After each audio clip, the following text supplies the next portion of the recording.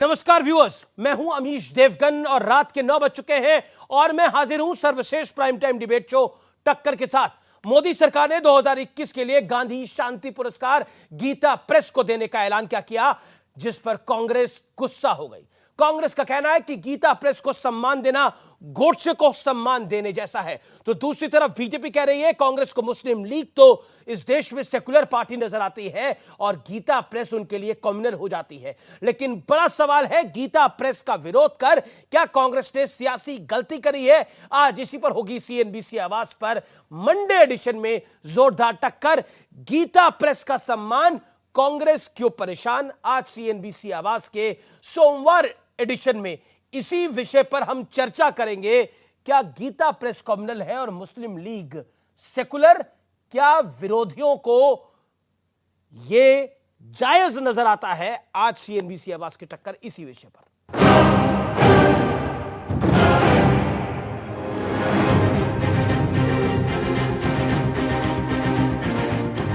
भारत सरकार के संस्कृति मंत्रालय ने 2021 के गांधी शांति पुरस्कार का ऐलान क्या किया, विवादों का अंबार खड़ा हो गया। 2021 के लिए पुरस्कार गोरखपुर की मशहूर गीता प्रेस को दिया जाएगा, लेकिन कांग्रेस ने इसमें फिर सियासी एतराज खोद निकाले। कांग्रेस नेता जयराम रमेश ने ट्वीट किया कि अक्षय मुकुल के द्वारा इस संगठन की बहुत बेहतरीन जीवनी लिखी, जिससे महात्मा गांधी के साथ इनके संबंधों और राजनीतिक, धार्मिक और सामाजिक एजेंडे पर उनके साथ हुई लड़ाइयों का पता लगता है। ये फैसला सावरकर और गोडसे को पुरस्कार देने जैसा है। गीता प्रेस भारत की संस्कृति से जुड़ी है, हमारे इतिहास के साथ जुड़ी है, हिंदू मान्यताओं के साथ भी जुड़ी है।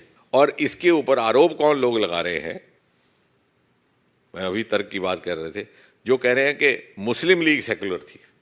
अब दिक्कत इनकी ये नहीं है, दिक्कत ये होती है कि उनको लगता है कि परिवार के घोंसले से बाहर कोई सम्मान, कोई अवार्ड कैसे चला जाता है। जहां किसी और का नाम आया, इनकी जो है वो पेट में दर्द शुरू हो जाता है और हाहाकार मचाने लगते हैं। आपको इटली से लेकर लंदन और वेस्टर्न कल्चर्स ज्यादा बेटर पसंद हैं। आप लोग शायद पाकिस्तानी शब्दों और पाकिस्तान को हमेशा लुभाने के लिए उनके वोट बैंक की जो राजनीति करते हैं, आप लोगों को शर्म आनी चाहिए। गीता प्रेस को शांति पुरस्कार मिलने पर कांग्रेस को दर्द हुआ, उससे यह आभास होता है कि कांग्रेस भारत की जड़ों से कट चुकी है और इसका बौद्धिक नेतृत्व पूरी तरह से दिवालिया हो चुका है। भगवान इनकी आत्मा को शांति प्रदान करें। What is their contribution to peace building? Promotion of peace. बीते 100 साल में पहला मौका है जब गीता प्रेस ने कोई पुरस्कार स्वीकार किया, लेकिन इस बार गीता प्रेस ने 1 करोड़ की राशि लेने से इनकार कर दिया। सम्मान का सम्मान करते हुए सम्मान को तो स्वीकार कर लेंगे, लेकिन 1 करोड़ साथ में मिलने वाली धनराशि को स्वीकार नहीं कर सकेंगे। क्या ये संयोग है कि बार बार सनातन मान्यताओं और इससे जुड़े लोगों, संस्थानों पर प्रहार किया जाता है, या फिर इसके पीछे कोई सियासी एजेंडा है, जैसा कि बीजेपी आरोप लगा रही है? और अब वक्त है सुप्रसिद्ध विश्लेषण का। मैं आपको सनातन संस्कृति के लिए समर्पित गीता प्रेस के धर्म और कर्म दोनों का विश्लेषण बताऊंगा। सबसे पहले देख लेते हैं गीता प्रेस का कर्म। 29 अप्रैल 1923 को शुरुआत हुई। ये 100 साल पुराना इतिहास है। 14 भाषाएं, कुल मिलाकर 92 करोड़ पुस्तकें प्रकाशित करी है। श्री भगवत गीता की इकलौते 16 करोड़ 21 लाख प्रतियां प्रकाशित करी हैं। पुराण और उपनिषद की 2 करोड़ 68 लाख प्रतियां छापी हैं। तुलसीदास की रचनाओं की 11 करोड़ 76 लाख रचनाएं प्रकाशित करी हैं। यानी आप सोच सकते हैं कि इनका कर्म क्या है, इनका काम क्या है, और अब धर्म क्या है इनका। गीता प्रेस में छपी पहली गीता 1 रुपए की थी। आज भी बेहद कम दाम में ये धार्मिक ग्रंथ जो है वो ये उपलब्ध कराते हैं, जिससे हर घर तक पहुंचे। बढ़ता हूं मैं आगे। गांधी जी गीता प्रेस की पत्रिका के लिए पहला लेख लिखा। गीता प्रेस गोरखपुर में गांधी जी हस्त लिखित चिट्ठी आज भी उपलब्ध है। तो ये है गीता प्रेस का धर्म। लेकिन बड़ा सवाल, गीता प्रेस को गोडसे से तुलना कर क्या कांग्रेस ने एक बड़ी सियासी चूक करी है? और क्या मुस्लिम लीग सेकुलर है और गीता प्रेस कम्युनल हो गई है? आज इस मूल सवाल के साथ मैं इस चर्चा को ओपन करता हूं। मेरे साथ सुधांशु त्रिवेदी हैं, जो कि इतिहास के जानकार भी हैं, प्रवक्ता भी हैं भारतीय जनता पार्टी के, और मेंबर ऑफ पार्लियामेंट भी है। मेरे साथ स्वामी दीपांकर हैं, अनुराग भदौरिया हैं, प्रवक्ता समाजवादी पार्टी के, शादाब चौहान हैं, अनुज अत्रे हैं। आप तमाम लोगों का स्वागत है। मैं सीधा रुख करता हूं स्वामी दीपांकर आपका। देखिए, इस देश की एक बड़ी पॉलिटिकल पार्टी के लिए मुस्लिम लीग तो सेकुलर है, लेकिन गीता प्रेस पे सवाल है। 50 सेकंड आपके, स्वामी दीपांकर। मैं हैरत में हूं अमीश भाई आज ये देखकर, मगर मुझे बहुत ज्यादा आश्चर्य तब नहीं होता कि जब 2014 में पहली बार प्रधानमंत्री यूएस जाते हैं, तो यूएस में जब श्रीमद् भगवत गीता को भेंट करते हैं, तब इस देश ने क्या कोहराम देखा, यह किसी को बताने की आवश्यकता है कि आसमान सर पर उठा लिया गया और आज भी वो परिस्थिति पुनः आ गई। मगर आज दुख तब हुआ जब गीता प्रेस गोरखपुर पर आपने ऐसा प्रश्न चिन्ह लगाया जो कभी किसी ने स्वप्न में भी नहीं सोचा होगा, और वो भी वो गीता प्रेस गोरखपुर जिसने सनातन के प्रत्येक घर में, या ये कहूं कि प्रत्येक हिंदू के घर में, या ये कहूं कि प्रत्येक भारतीय के घर में गीता, रामायण, श्रीमद् भगवत गीता तक को पहुंचाने का कार्य किया। और जिस गांधी जी की आप चर्चा आपने चिट्ठियों की भी की, आप जानते हैं, मैं बड़ी जिम्मेदारी के साथ आपसे कहता हूं कि श्रीमद् भगवत गीता एक ऐसा ग्रंथ है जिसे जिया जाता है, और उसे जीने पर भी अगर कोई चर्चा करने लगे या उस पर भी कोई कोहराम मचाने लगे तो बहुत अनुचित होता है। महात्मा गांधी ने गीता से प्रेरित होकर के अनासक्ति योग लिखा था कौसानी में। लेकिन बाल गंगाधर जी स्वामी दीपांकर, आपने अपनी बात को रखी। अनुज अत्रे मेरे साथ मौजूद हैं स्टूडियोज में। अनुज अत्रे, मैं आपसे जानना चाहता हूं, गीता प्रेस कॉम्युनल हो गई और मुस्लिम लीग सेकुलर हो गई। आज की कांग्रेस का यही वर्जन है। कांग्रेस का 2023 एडिशन का जो वर्जन है वो यही है, जिसमें मुस्लिम लीग सेकुलर पार्टी है और गीता प्रेस कॉम्युनल हो गई है। देखिए, दो अलग अलग विषय हैं। आपने अगर मुस्लिम लीग की बात करते हैं तो पहले मुस्लिम लीग पे मैं आपको स्पष्टीकरण दे देता हूं, आपके दर्शकों को भी मालूम होना चाहिए। उसके पहले भी बात हुई, राहुल गांधी जी से जब सवाल किया गया बाहर कि ये मुस्लिम लीग, इंडियन मुस्लिम लीग जो केरल वाली है, उस पर क्या स्टैंड है, निश्चित तौर पे उन्होंने बोला कि ये वही मुस्लिम लीग है जिसके साथ भारतीय जनता पार्टी ने अपनी सरकार बनाई तो थी। ये सेकुलर है ना मुस्लिम लीग? ये वो मुस्लिम लीग नहीं है, ये जिन्ना वाली मुस्लिम लीग नहीं है। मुस्लिम लीग सेकुलर है ना, मुस्लिम लीग, भारत वाली मुस्लिम लीग सेकुलर है ना। इस देश की जिस राजनीतिक दल को इलेक्शन कमीशन ऑफ इंडिया ने अपने रजिस्ट्रेशन दे रखा है, उसको मान्यता दे रखी है, इसी आधार पे दी है कि वो सेकुलर होना चाहिए। कांग्रेस के नेता हैं, राहुल गांधी के पक्षधर हैं। एक सवाल का जवाब दीजिए, आज मुस्लिम लीग भारत वाली आपके शब्दों के अनुसार सेकुलर है? निश्चित तौर पे, निश्चित तौर पे। हम बाद में कहते हैं ये देश का चुनाव आयोग, ये चुनाव आयोग स्वीकार करता है, चुनाव आयोग ने मान्यता दी है। गीता प्रेस, देखिए, गीता प्रेस निश्चित तौर पे गीता प्रेस का बहुत बड़ा इतिहास है। हनुमंत प्रसाद पोद्दार जी को कांग्रेस पार्टी ने बहुत सम्मान दिया और उनको एक समय में इस देश का सर्वोच्च सम्मान देने का भी विचार चल रहा था। लेकिन धीरे धीरे जिस तरह से गीता प्रेस में भी जो है आरएसएस की सोच और आरएसएस का जो उस पे कहीं ना कहीं कंट्रोल हो गया। आरएसएस का सोच ये है कि इस देश में कहीं ना कहीं जो हिंदू और हिंदुत्ववादी की जिस झगड़े में देश को उलझा रखा है, जो गांधी जी, जो महात्मा गांधी जैसे हिंदू और गोडसे जैसे हिंदुत्ववादियों के बीच में जो आज फासला नहीं समझ पा रहे हैं, वही उस सोच को लेकर के आज जयराम रमेश जी ने जिस प्रकार से बोला है, तो जयराम रमेश जी ने ठीक बोला है। जयराम रमेश जी ने बिल्कुल ठीक बोला है। अरे, उनके तो नाम में जय और राम है, वो तो राम को मानने वाले हैं। हम तो कांग्रेसी जो वो लोग हैं जो रामानंद सागर से रामायण सीरियल बनवाते हैं, प्रभु श्री राम का जो है उनको आराध्य का जो सीरियल बनाते, ऐसा सीरियल बनवाते हैं जिसको आज तक सदियों तक याद। लेकिन भारतीय जनता पार्टी इनकी सरकार में आदि पुरुष बनता है भगवान राम को लेकर के। ये ऐसी पिक्चर को पास कर देते हैं जिसमें भगवान राम को लेकर के लोगों की भावनाएं आहत होती हैं। ये फर्क है। आप दो विषयों को मिला रहे हैं। आपने बोला क्योंकि उनके नाम में राम है, उनके राम में जय है, तो वो तो राम के खिलाफ हो ही नहीं सकते। आपने एक बड़ी बहुत इंटरेस्टिंग एनेक्डोट आपने शेयर किया। नाम में तो बहुतों के बहुत कुछ होता है, बहुतों के नाम में बहुत कुछ होता है। अब शादाब के नाम में चौहान है पीछे, क्या कहिएगा? क्या कहिएगा अनुज भाई? वो तो है, शादाब के नाम के पीछे चौहान है। बिल्कुल है, चौहान बताइए भी है, क्या करिएगा? नाम में कई बार बहुत गड़बड़ हो जाती है। शादाब के पीछे चौहान है, आपके पीछे भी तो अत्रे है। सोच में गड़बड़ हो सकती है, आपके पीछे भी तो अत्रे लगा हुआ है, गड़बड़ हो सकती है। लेकिन सुधांशु त्रिवेदी, गीता प्रेस का विरोध इसलिए क्योंकि वो आरएसएस वादी है, वो हिंदुत्ववादी है, इसलिए कांग्रेस विरोध कर रही है। बोलिए क्या करेंगे। भारत वाली मुस्लिम लीग सेकुलर इस देश के अंदर गिनी जाती है, सेकुलरिज्म के प्रोधा उसको सेकुलर गिनते हैं और गीता प्रेस को कम्युनल करार दे दिया जाता है। देशवासियों, ये सब आप ही के भारतवर्ष हिंदुस्तान में हो रहा है, कहीं और नहीं हो रहा। सुधांशु त्रिवेदी, जवाब क्या जवाब है, काउंटर? देखिए, यहां समस्या सिर्फ गीता प्रेस से नहीं है, गीता से भी समस्या है। 2014 में जब प्रधानमंत्री जी पहली बार विदेश यात्रा पे गए थे और अमेरिकी राष्ट्रपति को गीता भेंट की थी, सब छाती पीटने लगे थे। गीता क्यों कर दिया है, तो कम्युनल कम्युनल कम्युनल एजेंडा हो गया। अरे भूल गए ये लोग, लोकमान्य बाल गंगाधर तिलक ने गीता रहस्य लिखा था, महात्मा गांधी ने कौसानी में रहकर गीता के ऊपर अनासक्ति योग लिखा था, डॉक्टर संपूर्णानंद ने गीता के ऊपर कितनी पुस्तकें लिखी। इन्हें गीता से भी प्रॉब्लम थी, तो गीता प्रेस से प्रॉब्लम है, तो इसमें कौन सी समस्या की बात है? ये तो इनके मन की भावना है।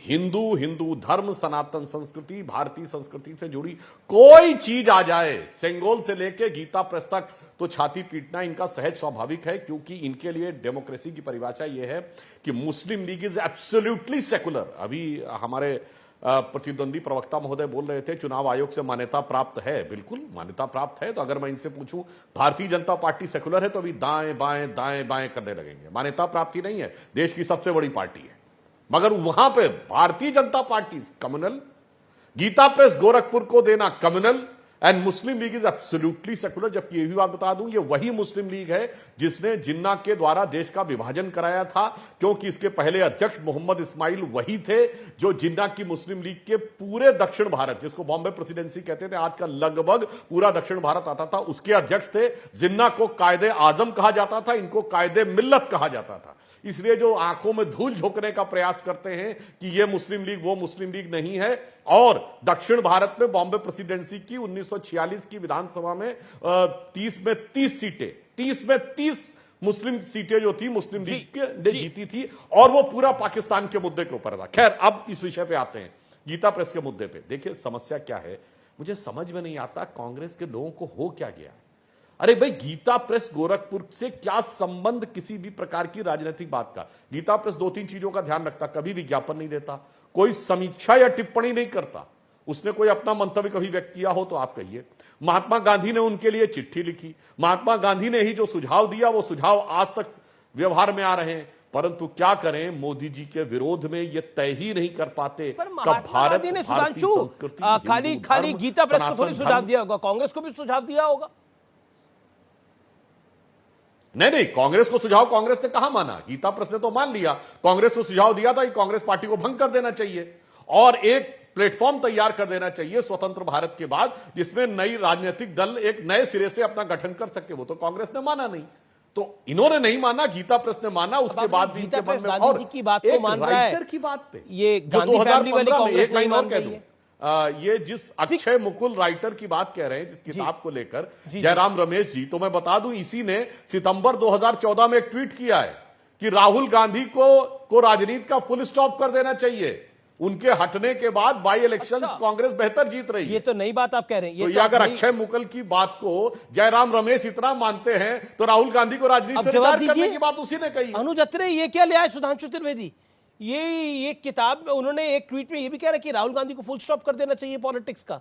बताइए अब देखिए, किताबें तो बहुत कुछ लिखी गई हैं देश की वर्तमान में सत्ताधारी दल के नेताओं के लिए, इनके नेताओं के लिए भी बहुत कुछ लिखा गया है। अगर उन बातों पे जाएंगे तो मुझे लगता है बहुत दूर तक जाएगी। लेकिन आज के विषय ले जाइए दूर तक, आज के विषय पे आ जाते हैं। हिंदू और हिंदुत्व पे आता है, जो सबसे बड़ा इनका ट्रम्प कार्ड है, हिंदू और हिंदुत्व की जो लड़ाई इस देश में इन्होंने छेड़ रखी है, हम उस पे आते हैं। हम आपने कहा गांधी वाली कांग्रेस, अरे निश्चित तौर पर गांधी जी के असूलों पर चलने वाली कांग्रेस आज भी है। ये देश भी चलता है और कांग्रेस पार्टी भी चलती है। गांधी जी तो वो हिंदू थे जिनके नाम से अंतिम समय भी हे राम निकला, और हिंदुत्ववादी वो थे नाथूराम गोडसे, जो भारतीय जनता पार्टी के पूजनीय हैं। उस हे राम बोलने वाले उस बुजुर्ग की छाती में 3 गोली मारने वाला गोडसे को पूजने वाले ये लोग हैं। Okay Sudhanshu, 40 second quick rebuttal, then other guest. अच्छी बात अनुज जी ने कही कि अंतिम शब्द महात्मा गांधी का हे राम था, तो मैं और भी आपको बता दूं, उनका रोज का भजन रघुपति राघव राजा राम था। उनका राजनीतिक दर्शन राम राज्य था। और हे राम उनकी समाधि पर लिखा है, मगर स्वर्ग में बैठकर गांधी जी को क्या अनुभव हुआ जब 2007 में सर्वोच्च न्यायालय में हलफनामा देके कह दिया राम काल्पनिक थे, यानी महात्मा गांधी की समाधि पर लिखा हुआ हे राम झूठा है। इससे बड़ा छलावा गांधी जी की विचारधारा के साथ नहीं हो सकता। आज गांधी का ग्राम स्वराज्य, समझिए हिंद स्वराज जो 1909 में महात्मा गांधी ने लिखी, बाद में नेहरू जी ने उसकी आलोचना कर दी। ग्राम स्वराज्य, खादी, महात्मा गांधी का ग्रामोदय, महात्मा गांधी की गो सेवा, महात्मा गांधी के राम, सब कुछ तो त्याग दिया। अब तो यूथ कांग्रेस में गांधी टोपी होती थी, वो भी जब राहुल गांधी जी 2007-8 में थे तो इन्होंने वो टोपी भी हटा के मॉडर्न कैप कर दी थी। अब गांधी के नाम का कुछ नहीं रह गया है सिवाय नाम के, और सारा काम जो है मैं ईमानदारी से कह दूं, सादा जीवन, उच्च विचार, ग्रामोदय की परिकल्पना, देश के लिए निरंतर निस्वार्थ भाव से लगे रहना दिखता है तो राष्ट्रीय स्वयंसेवक संघ के प्रचारकों में। यदि गांधी के जीवन के जो अच्छे पहलू हैं यदि वो आचरण में दिखते हैं तो संघ में, और गांधी ने जिन जिन चीजों की आलोचना की वो सारी चीजें इनकी तरफ दिखती। ठीक है, जवाब शादाब चौहान। अनुराग भदौरिया, आपके विचार क्या हैं? ये जो गीता प्रेस को पुरस्कार मिला है, कांग्रेस इस पर आग बबूला है, कांग्रेस विरोध के स्वर दिखा रही है, आपके क्या विचार हैं अनुराग बाबू? देखिए, अभी मैं सुधांशु जी को सुन रहा था तो मैं उन्हीं से पूछ लेना चाहता हूं, गांधी जी का इतना सम्मान करते हैं तो गांधी जी के हत्यारे को राष्ट्रभक्त किसने कहा था? बता दीजिए, ये भी बता दीजिए, लगे हाथ जनता जान जाए कि आप इतनी अच्छी बात गांधी जी के बारे में कर रहे हैं लगातार। हिंदुस्तान को तो ये भी तो पता चलना चाहिए ना कि मारने वाले को, महात्मा गांधी जी को मारने वाले को राष्ट्रभक्त किसने कहा था? बता दीजिए लगे हाथ। अगर जीभ ना लड़खड़ा रही हो कहीं तो, परेशानी ना आ रही हो कहीं तो बता दीजिए आप, जिसके साथ कांग्रेस ने मध्य प्रदेश में गठबंधन कर अब आप बजरंग सेना चले गए। मैं आपसे जो पूछ रहा हूं उसका जवाब दीजिए। अरे कांग्रेस ने गठबंधन किया है ना उनके साथ। मेरे सवाल का जवाब है हाँ या ना में दीजिए, नाम लेके इधर उधर मत जाइए। करने लगे, हकलाने लगे ना, ये हकलाना जो है ना आपका, हकलाने लगे ना। अब नाम याद आ रहा है कि नहीं आ रहा है? नाम नहीं याद आ रहा है ना, इसलिए आप चुप बैठ जाइए। अरे मैंने नाम बता दिया, अब आप बताइए इसमें क्या कहना है। इसके बावजूद उनके साथ 23 तारीख को बैठिए ना। मैंने जो आपसे किसने बोला था नाथूराम गोडसे को, सुनिए किसने बोला था? सवाल का जवाब दीजिए ना। मैंने आपसे एक सरल सवाल पूछा, गीता प्रेस गोरखपुर को जो सम्मान मिला है उसके आप पक्ष में है, उसके आप खिलाफ है? बोलने दीजिए, बोलिए। सवाल हो गया आपका। देखिए, सवाल यह है कि साहित्य के किसी भी विभाग को, किसी भी प्रकाशन को अवार्ड मिलता है तो अच्छी बात है। मैं तो कहता हूं गीता प्रेस को भी मिले, जो मुंशी प्रेमचंद्र की कविताएं इतनी अच्छी अच्छी लिखी गई हैं, गोदान वगैरह, उनको भी मिले, महादेव वर्मा जी के प्रकाशन को मिले, सबको मिले, इसमें बुराई क्या? अच्छी बात है। मुंशी प्रेमचंद्र का उपन्यास है, कविता नहीं है, अवार्ड मिलता है तो अच्छी बात है। अब मेरी पूरी बात होने दीजिए, देखिए ये सब मत कीजिए बीच में, मैं अपनी बात कह लूं। लेकिन सवाल ये उठता है कि भारतीय जनता पार्टी, तो कांग्रेस बैठे अभी आपको जवाब दे रही है, लेकिन भारतीय जनता पार्टी देखो मुद्दों से कैसे छलांग मारती है। अब भारतीय जनता पार्टी के प्रवक्ता ने दुनिया भर की बातें बताई, तमाम बातें बता दी। मैं इनसे पूछना चाहता हूं, आप ये बताइए कि आपने 2014 में जो जनता के साथ वादे किए थे वो तो सबसे बड़ी चीज है ना, उससे बड़ी तो कोई चीज नहीं है। जो आपने वादे किए थे क्या आपने पूरे कर दिए? बताइए। मतलब बीजेपी आप कह रहे हैं, आप जो आपने वादे किए थे वो वादे तो पूरे करो। अनुराग एक सेकंड, 2014 के वादों पर आप डेली चर्चा कर लेते हैं, डेली आते हैं, वही बात बोलते हैं। मैं आपसे सवाल पूछ रहा हूं, यानी गीता प्रेस गोरखपुर को सम्मान देकर मोदी सरकार ने बढ़िया काम किया, हाँ या ना? मैं तो कहता हूं सम्मान किस, अब बोलने ही नहीं दोगे। दिक्कत यह है कि मैं बोलूंगा आप चिल्लाने लगोगे। अरे मैं अपनी बात कहूंगा ना, तो मुझे अपनी बात कहने दीजिए। मैं कह रहा हूं किसी को भी सम्मान मिलता है, अच्छी बात होती है, सम्मान मिले, सम्मान लेना चाहिए। लेकिन भारतीय जनता पार्टी हर चीज का राजनीतिक मुद्दा क्यों बनाना चाहती है भाई? तो बीजेपी ने कहा बनाया, ये तो कांग्रेस ने बनाया ना राजनीतिक मुद्दा। लेकिन विरोध तो कांग्रेस ने करा। यहां बैठ के आप पढ़ के भी नहीं आते, विरोध किसने करा? कांग्रेस ने करा। कांग्रेस, सुनिए मेरी बात सुनिए, अब आप चिल्लाने लगे। अरे सवाल पूछ रहा हूं। भारतीय जनता पार्टी की जिम्मेदारी होती है वो सत्ता में है, और सत्ता पक्ष की जिम्मेदारी होती है कि जनता की समस्याओं के समाधान पे चर्चा करे। वो अगर हर बात पे इस तरह से हिंदू मुस्लिम करती रहेगी, सिख ईसाई अगड़ा पिछड़ा करती रहेगी, तो देश की जनता का भला कब होगा? गीता प्रेस में हिंदू मुसलमान कहाँ है? अरे वो राजनीतिक आपको मुसलमान कहां दिख रहा है गीता प्रेस के अंदर? आपको गीता प्रेस के अंदर हिंदू मुसलमान कहां से दिख रहा है? गीता प्रेस को सम्मान देना हिंदू मुसलमान है, यही प्रॉब्लम है, यही प्रॉब्लम है आजकल के नेताओं के साथ, यही उसका IQ है। मैं एक सेकंड, आपको गीता प्रेस के अंदर हिंदू मुसलमान दिख रहा है? गीता प्रेस को सम्मान में हिंदू मुसलमान कैसे दिखा? आपको जवाब दीजिए। मैं कुछ कह रहा हूं, आप कुछ कह रहे हैं। आपने बोला कि बीजेपी हर मुद्दे पर ये पॉलिटिक्स बात का करती है, पता फिर हिंदू मुसलमान कर मैंने रखती है। कहा कि आप ही ने बोला। अगर आप बोलने देंगे कि नहीं बोलने देंगे? मैंने आपको बोलने दे रहा हूं। अरे मैं कुछ बोल रहा हूं, बात को चिल्लाने लगते हो आप। मैं कुछ बोलता हूं, आप उसका तथ्य बदलने लगते हो, तो अच्छी बात नहीं है ना। मैं कह रहा हूं कि किसी को सम्मान मिलता है, अच्छी बात है, सम्मान लेना चाहिए। भारतीय जनता पार्टी को जनता के मुद्दों पर रहना चाहिए। मुद्दों से भटकाने की बात क्यों कर रही है? क्यों बोला? सीधा सा सवाल है। क्यों बोला आपने? मैं हिंदू मुसलमान नहीं बोला, क्योंकि ये हर डिबेट में, मैं इस गीता प्रेस की बात को लेके नहीं कह रहा हूं, मैं कह रहा हूं इनके हर डिबेट में, अभी देखना थोड़ी देर बाद धीरे धीरे आते आते कहां चले जाएंगे। मैं कह रहा हूं इसमें मुस्लिम लीग कहां से आ गई? गीता प्रेस की बात हो रही है, मुस्लिम लीग कहां से आ गई? आप कंफ्यूज नजर आ रहे हैं। गीता प्रेस में आप मुस्लिम लीग साथ कहां से दिखना आई? भी चाहते हैं, साथ होना भी नहीं चाहते। आप हिंदू मुसलमान की बात करते हैं और कहते हैं मैं बात भी नहीं कर रहा।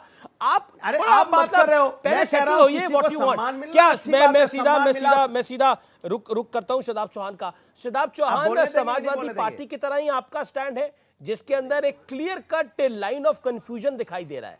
वो है भी, वो नहीं भी। आपकी लाइन क्या है? आपकी राय क्या है?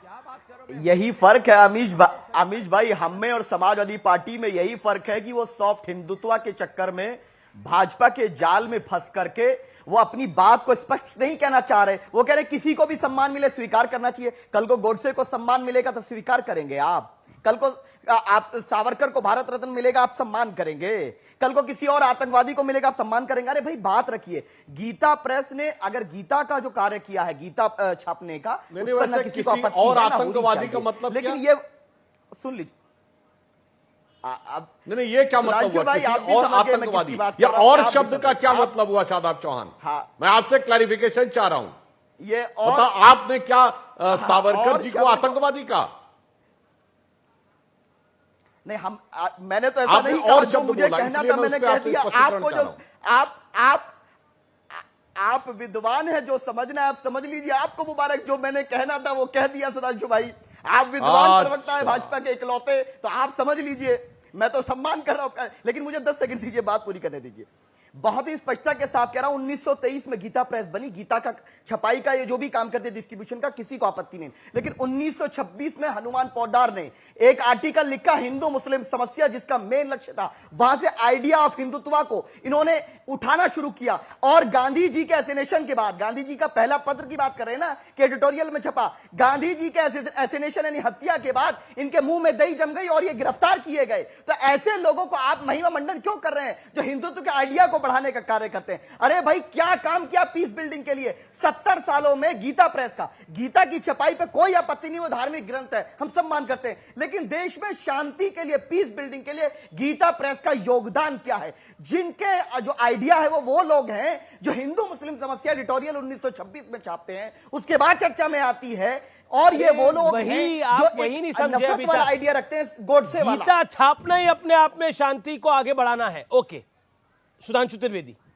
नहीं। अगर एक व्यक्ति कोई एक गलत का एक अच्छा कार्य कर रहा है, उसकी तारीफ होनी चाहिए। अगर दूसरा अपराध करेगा तो अपराध को भी कहा जाएगा। First Sudhanshu Trivedi respond. Sudhanshu Trivedi respond to Shadab Chauhan. देखिए, ऐसा है कि मुझे लगता है कि हमारे जितने भी प्रवक्ता लोग आते हैं, कई बार विषय के बारे में जानकारी या पूर्व में कभी नहीं पढ़ा होगा, इसलिए ऐसे आ जाते हैं। जो ये बात महात्मा गांधी की हत्या से रिलेट करने की बात कहते हैं, आपको पता महात्मा गांधी की हत्या के संदर्भ में कितने लोगों की गिरफ्तारी हुई थी? 1 लाख से अधिक लोगों की गिरफ्तारी हुई थी। मतलब सबके सब इन्वॉल्व थे क्या? आप सुनिए, 26 फरवरी 1948 को नेहरू जी पत्र लिखते हैं सरदार पटेल को कि संघ के ऊपर सख्त कार्रवाई नहीं हो रही है, और मेरा यह निष्कर्ष है कि संघ व्यवस्थित रूप से इस हत्या में शामिल है। सुनिए, जांच चल रही है और जस्टिस बनके उन्होंने अपना निर्णय दे दिया है। अब सुनिए, अगले दिन सरदार पटेल लिखते हैं, गांधी जी की हत्या से जुड़ी जांच को मैं रोज देख रहा हूं, डेली बेसिस पे, और अभी तक की जानकारी के अनुसार इसमें संघ का कोई इन्वॉल्वमेंट नहीं है। उन्होंने कहा बहुत सी सूचनाएं जो कि अनजाने सोर्सेस से आ रही हैं, बेनामी सोर्सेस से, उनमें 90% गलत निकल रही हैं। जिनको हम पकड़ रहे हैं वो छूटते जा रहे हैं। और उनका कहना अभी तक 10 लोग इसमें संदिग्ध हुए हैं, जिसमें 2 को छोड़कर 8 लोगों को पकड़ लिया गया। सरदार पटेल का पत्र 27 फरवरी 1948, और उन्होंने कहा गांधी जी की हत्या इतना व्यापक नहीं थी। जांच में जो निष्कर्ष आ रहे हैं उसके अनुसार वो इतनी व्यापक नहीं थी। चंद मुट्ठी भर लोगों का एक सनक बने का काम था। अब शादाब चौहान साहब को उससे ज्यादा पता हो। ये सरदार पटेल के लेटर्स में लिखा हुआ है।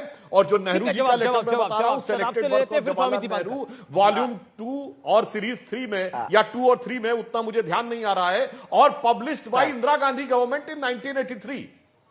जी शादाब, आप सुधांशु जी, आप मुझे बता दीजिए, आप संघ की सुरक्षा करना आपका दायित्व कीजिए, लेकिन आप ये बताइए क्या सरदार वल्लभ भाई पटेल ने आरएसएस को बैन नहीं किया था? उनके रहते हुए हुआ या नहीं हुआ?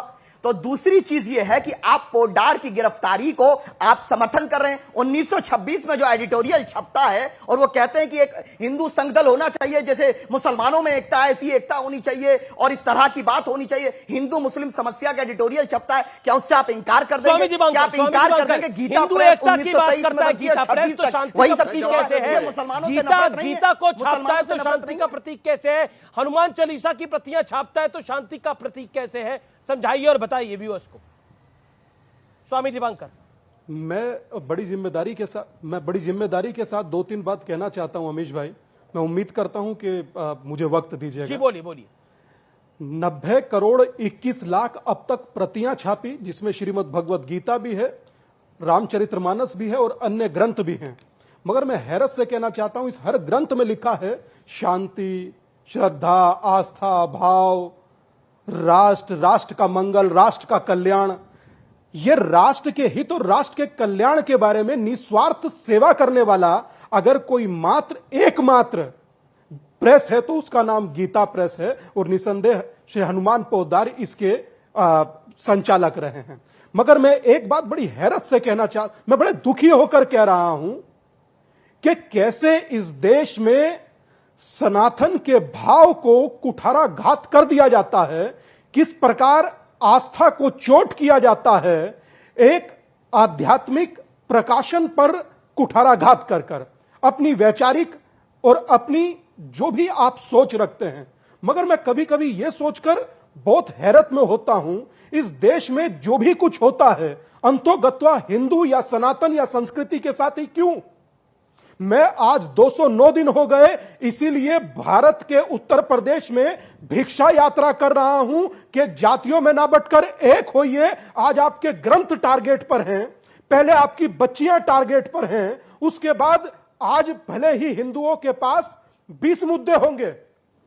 आज भले, बड़ी जिम्मेदारी के साथ कह रहा हूं अमीश भाई, आज भले ही सनातन जगत के पास 20 मुद्दे होंगे, मगर 20 साल बाद 2 मुद्दा बचेगा, जान बचाऊं या धर्म। हम लोग कैसे शुद्ध होकर सुनते हैं? क्या यही बात शादाब जी के विषय में होती या उनकी आस्था के विषय में होती? आप देखते देश में क्या बवाल मचता। मैं सहारनपुर उत्तर प्रदेश से आता हूं, सुबह से दुखी हूं कि बोले आप इस बात पर अपनी राय क्यों नहीं रख रहे हैं? मतलब लोगों का दुखी होना, जो लोगों के घरों में कल्याण भिजवाता है। कल्याण एक पत्रिका है जो आज तक एक शब्द के वाक्य का सम्मान रखता है, विज्ञापन नहीं लेता। हम लोग क्यों बोल जाते हैं? इसलिए ना कि हम टेकन फॉर ग्रांटेड लेते हैं सनातन को। मतलब मुझे दुख इस बात का होता है कोई इस जगत में प्रतिक्रिया नहीं देना चाहता। लेकिन शादाब चौहान, मेरा सवाल आपसे यह है कि आपको कॉम्युनल क्यों नजर आ रहा है? इनको सम्मानित करना ये कॉम्युनल कैसे है? आप बताइए। हिंदुस्तान में हिंदू ग्रंथों को छापने वाले को अगर सम्मान नहीं मिलेगा, जो बिना विज्ञापन के छाप रहा है, तो कहां मिलेगा? दुनिया में कौन सा ऐसा देश है जो देगा? देखिए, भारत लोकतांत्रिक देश है और सेक्युलर कंट्री है। यहां पर धर्म के आधार पर किसी का सम्मान या अपमान नहीं हो सकता। और 1923 में उन्होंने गीता छापने का कार्य शुरू किया। अपमान तो हो रहा है ना दादा, कोई आपत्ति है ना विचार है, लेकिन शादाब अपमान तो हो रहा है यार। प्लीज अलाउ मी, सुन लीजिए। नहीं, स्वामी जी गलत बात है, मैं बात रख लूं, मैं आपके बीच में ठीक कह रहे हैं, जो कह रहे हैं कहिए, आप स्वतंत्र हैं, मगर अपमान तो शादाब हो रहा है। क्या किसी का रामचरितमानस छापना कोई गलत है? श्रीमद् भगवत गीता छापना गलत है? इसको किसी ने गलत नहीं बोला है। रामचरितमानस छापना गलत है? रामायण छापना गलत है? सुनिए, इसको किसी ने गलत नहीं बोला है। सुन लीजिए मान्यवर, प्लीज डाइवर्ट। रामचरितमानस को छापना, ऋग्वेद को छापना, भगवत गीता को छापना अपराध नहीं है, लेकिन उसके साथ साथ हिंदुत्व की विचारधारा को छापना कैसे? और एक ऐसे व्यक्ति को जो गांधी जी की हत्या में जेल गया हो, जो नफरत फैलाने के लिए हिंदू मुस्लिम 1926 में जो एडिटोरियल छापता हो, ऐसे लोगों को सम्मानित करना जो है वो गलत है। हम उसका विरोध कर रहे हैं कि आप धर्म के आधार पर तय करेंगे किसी को सम्मान दिया जाएगा। कल को आप दारुल उलूम देवबंद या ख्वाजा अजमेरी के नाम पर इस तरह की बात कर पाएंगे? इस समय की बड़ी ब्रेकिंग स्टोरी है, कांग्रेस में इस विषय पर दो फाड़ हो गया है।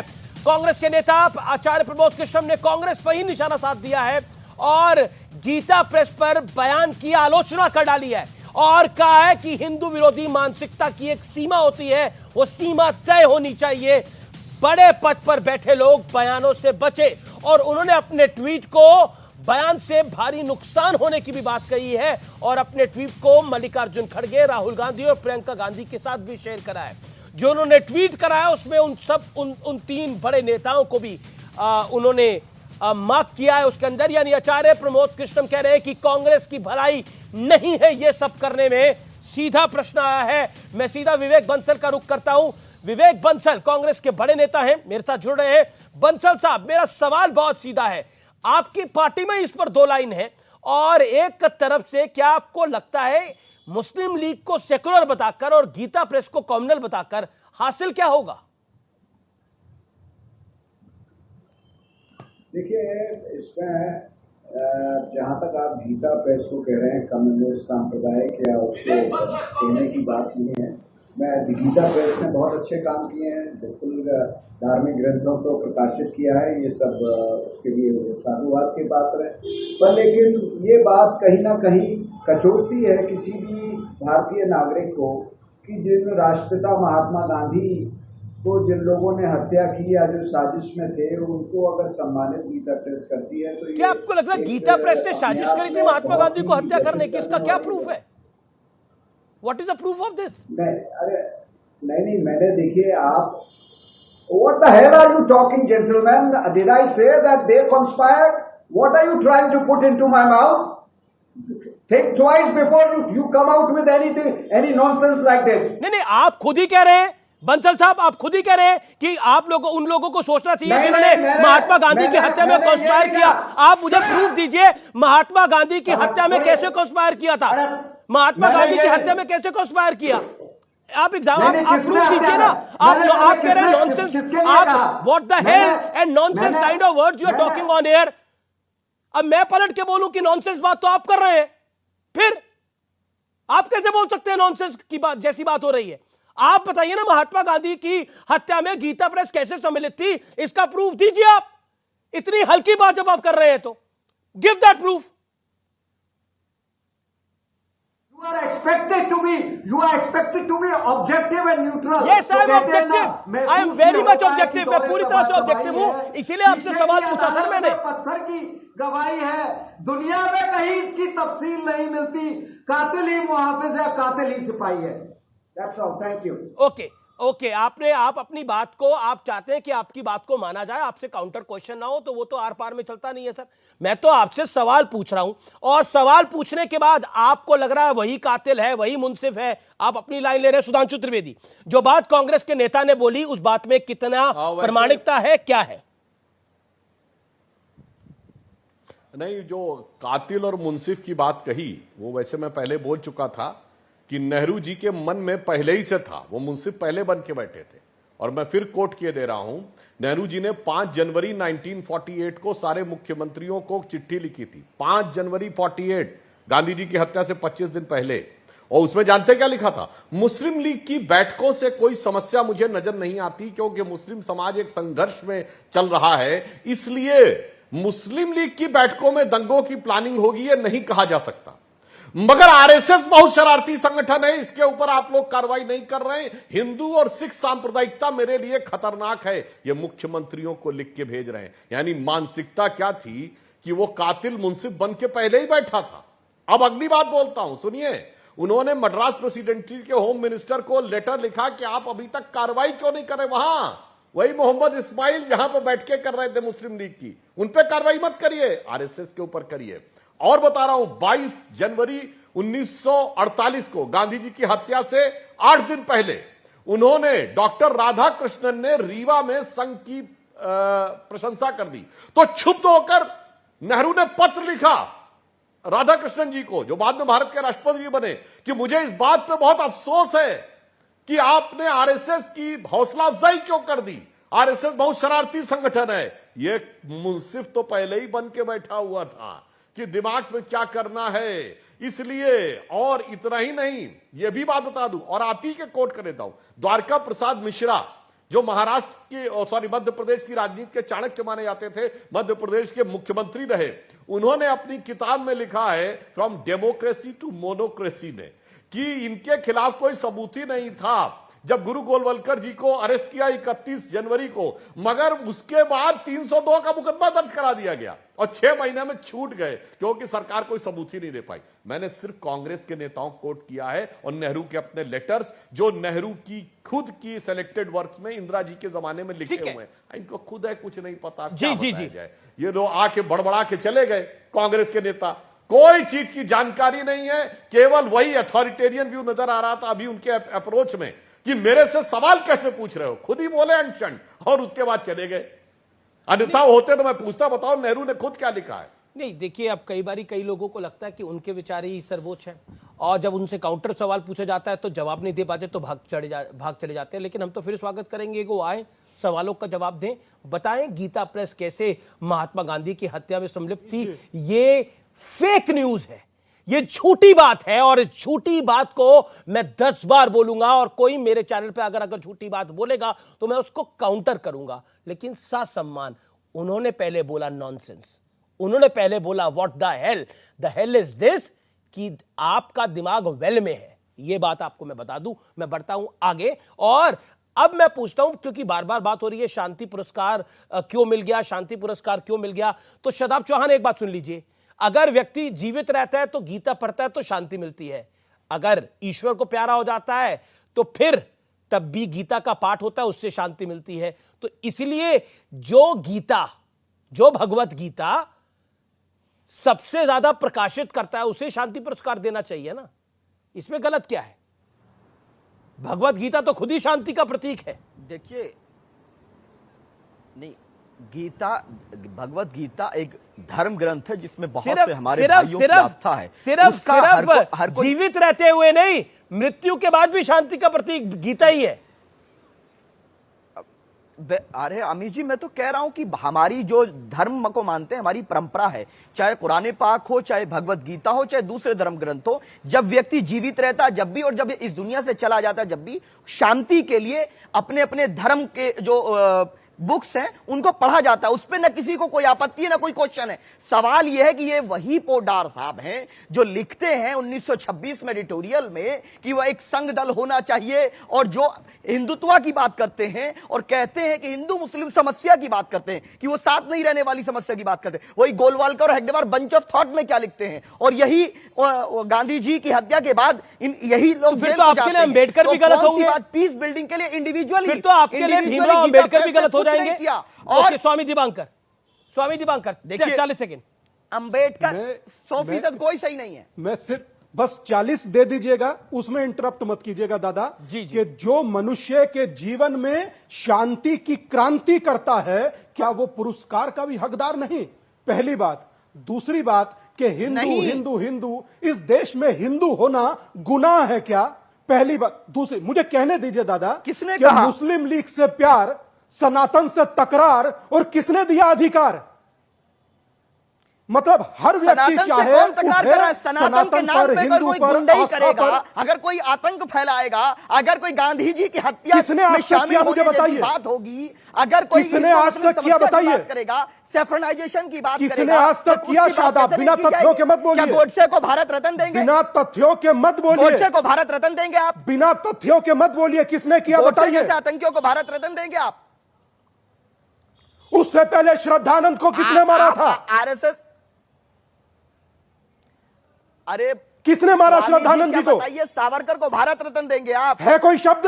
आप सावरकर बिना तथ्यों के मत बोला कीजिए दादा। अरे राजभक्त कहेंगे उनको, बिना तथ्य मत बोला कीजिए, सनातन का बिना तथ्यों के मत बोला कीजिए, बस सनातन की है ही नहीं, इतना ही कहूंगा। बिना तथ्यों के मत बोला कीजिए दादा, शोभा नहीं देता। देश एक धर्म से नहीं चलेगा। ये समाजवादी पार्टी आपसे डर सकती है, मगर राष्ट्र से बड़ा कोई धर्म नहीं होता। एक सेकंड, ये समाजवादी पार्टी को डर सकती है आपसे? आप उसको ओके, अनुराग भदौरिया को दिखाइए। अनुराग भदौरिया कह रहा हूं कि पीस बिल्डिंग के लिए क्या किया, मुझे चुनौती के साथ बताया तो सही। गीता को अपने आप में प्रकाशित करना ही पीस बिल्डिंग है। गीता को, भगवत गीता को प्रकाशित करना ही पीस बिल्डिंग है। ये भी झूठ है, ये भी झूठ है। ये भी सब झूठ है। ये कैटेगरी नहीं हो सकता। भारत संविधान से चलेगा और कोई नहीं बोल। ये किसी की आस्था से नहीं चलेगा। सब आप ही की बात में सेंस है, बाकी सब नॉन है।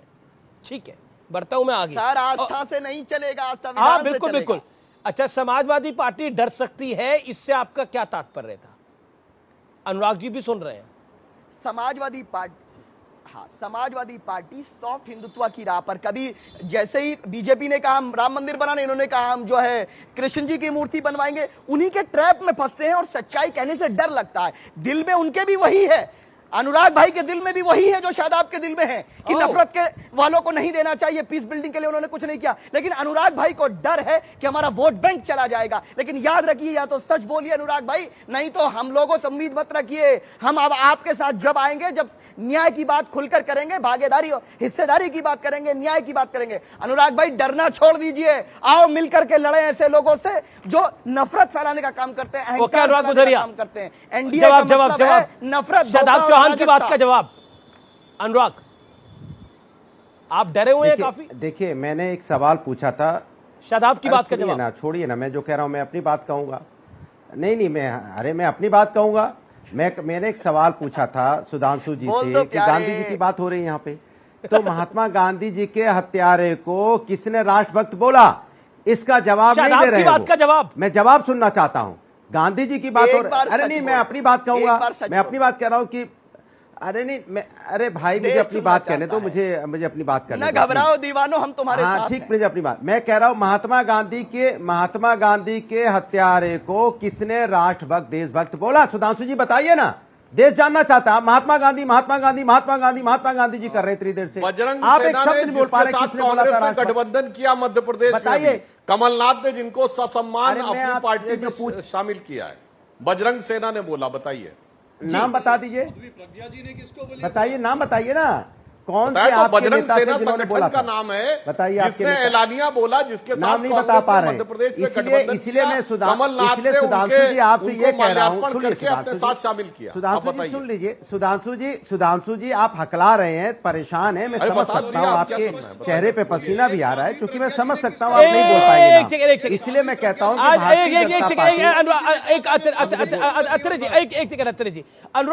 अनुराग, शादाब की बात का जवाब आपने क्यों नहीं दिया, मैं जानना चाह रहा हूँ। मैं अपनी बात कहने दो, फिर वही बात। मैं अपनी बात कह रहा हूँ, तो छोड़िए ना, मैं किसके या उनको अवॉइड कर रहे हैं? मैं अपनी बात कहूंगा भाई, ये नहीं। देखो, आप सुधांशु जी बोलते हैं, आप नहीं टोकते हो, मैं बोलता हूँ हर बात पे टोकने लग जाते हो। क्यों भाई, मुझे बोलने दीजिए, मुझे बोलने।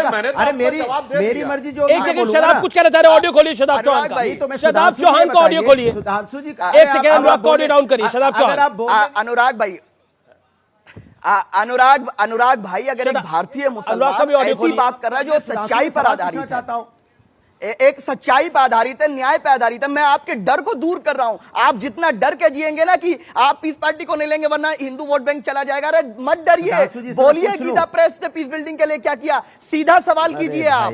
वक्त एक अंतराल का है, लेकिन अंतराल के उस पार भी टक्कर का सोमवार एडिशन यानी मंडे एडिशन ब्रेक के बाद भी जारी है। आप देखते रहिए आप देख रहे हैं CNBC आवाज। और अब बात फिल्म आदिपुरुष की, जिस पर भारत से नेपाल तक बवाल मचा हुआ है। सवाल खड़े हो रहे हैं, आखिर ये सवाल क्यों खड़े हो रहे हैं, आइए मैं आपको बताता हूं। कहते हैं कि किसी भी चीज की अति अच्छी नहीं होती, और इस फिल्म का भी कुछ यही हाल दिख रहा है। आदिपुरुष में एक्सपेरिमेंट करने के चक्कर में ओवर एक्सपेरिमेंट हो गया है, क्योंकि ऑडियंस फिल्म की भाषा, उसमें दिखाए गए फैक्ट्स और कलाकारों की वेशभूषा पर लगातार सवाल उठा रही है। मर्यादा पुरुषोत्तम श्री राम के जीवन पर बनी इस फिल्म के डायलॉग्स पर भी कई तरह के सवाल उठ रहे हैं। हालांकि मनोज मुंतशिर ने सफाई दी है। फिल्म आदि पुरुष के एक सीन में जब हनुमान अशोक वाटिका में मौजूद होते हैं तो एक राक्षस उनसे कहता है कि ये तेरी बुआ का बगीचा है जो हवा खाने चला आया। एक और डायलॉग है जिसमें रावण को अंगद ललकारते हुए कहता है, रघुपति राघव राजा राम बोल और अपनी जान बचा ले, वरना आज खड़ा है कल लेटा हुआ मिलेगा। पर सवाल सिर्फ भाषा का नहीं है। करीब 600 करोड़ रुपए में बनी मल्टी स्टारर फिल्म आदि पुरुष में तथ्यों से छेड़छाड़ का भी लगातार आरोप लग रहा है। फिल्म में मां जानकी को भारत की बेटी बताया गया है, जबकि पौराणिक ग्रंथों में मां सीता का जन्म जनकपुर में हुआ था जो नेपाल में है। यही वजह है कि फिल्म को लेकर नेपाल में भी इतना विरोध बढ़ा कि आदि पुरुष के साथ सभी हिंदी फिल्मों पर वहां रोक लगा दी गई। इस तरह फिल्म में मेघनाथ के हाथों ब्रह्मास्त्र से मूर्छित लक्ष्मण का इलाज सुषेण वैद्य की जगह विभीषण की पत्नी शर्मा करती है और यह सीन दर्शकों के गले नहीं उतरता है। फिल्म में भगवान राम को मूंछों में और रावण को खिलजी जैसा दिखाया गया है। निर्देशक ओम राउत की बनाई ये फिल्म 6500 स्क्रीन्स में रिलीज हुई। दर्शकों का कहना है कि फिल्म में स्पेशल इफेक्ट्स की तो भरमार है, लेकिन ये effects planet of apps, Harry Potter और द जंगल बुक जैसी फिल्मों से कॉपी किए गए हैं। इसलिए इन्हें देखकर दर्शकों में ना तो कोई रोमांच पैदा हो रहा है, ना ही किसी तरह का कोई उत्साह दिखता है। सवाल फिल्म के नाम पर भी उठ रहे हैं। कहा जा रहा है कि राम कथा पर बनने वाली फिल्म का नाम भला आदि पुरुष क्यों रखा गया, क्योंकि सनातन धर्म में आदि पुरुष मनु माने जाते हैं। लोगों का आरोप है कि इस फिल्म के जरिए मर्यादा पुरुषोत्तम राम का एक नया नाम गढ़ने का प्रयास हुआ है। फिल्म आदि पुरुष को लेकर विवाद कोई नया नहीं है। 2022 में जब सबसे पहले इसका ट्रेलर रिलीज हुआ था, उस वक्त भी मामला कोर्ट तक पहुंच गया था। तब भगवान राम, मां सीता, हनुमान के और रावण तक के लुक पर विवाद खड़ा हुआ था, जिसके बाद फिल्म में कई बदलाव किए गए। लेकिन रिलीज के बाद यह विरोध और जोरदार हो गया, जिसके चलते फिल्म के राइटर और डायरेक्टर एक बार फिर फिल्म में बदलाव को तैयार हो गए हैं, जो अच्छी पहल है। हालांकि फिल्म बनाने की मूल भावना भगवान राम की छवि को ठेस पहुंचाने की नहीं थी, लेकिन ओवर एक्सपेरिमेंट के चलते फिल्म लोगों को पसंद नहीं आ रही है। सोशल मीडिया पर मीम बन रहे हैं और फिल्म पर रोक लगाने की मांग तक हो रही है। लेकिन दिलचस्प बात यह भी है कि इस फिल्म पर सवाल उठाने वाले कई लोग ऐसे हैं जो सनातन आस्था पर लगातार कुठाराघात करते हैं, लेकिन वो सब आज इस फिल्म के विरोध में सुर से सुर मिला रहे हैं। पीके फिल्म को लेकर, काली के पोस्टर को लेकर इन सब में चुत्ती थी। सनातन भावनाओं को जब ठेस पहुंचाई जाती है तो इन लोगों के मुंह पर दही जम जाता है और आज ये राम भक्त दिखने का एक झूठा प्रयास कर रहे हैं। इन्हें पहचानने की आवश्यकता है। फिलहाल सीएनबीसी आवाज की टक्कर में इतना ही, लेकिन आज का कंक्लूजन यही है कि गीता का ज्ञान तो स्वयं शांति का प्रतीक है और वो गीता प्रेस जो भगवत गीता की प्रतियां लगातार छाप रही है, वो शांति को ही तो आगे बढ़ा रही है। फिलहाल इतना ही। नमस्कार।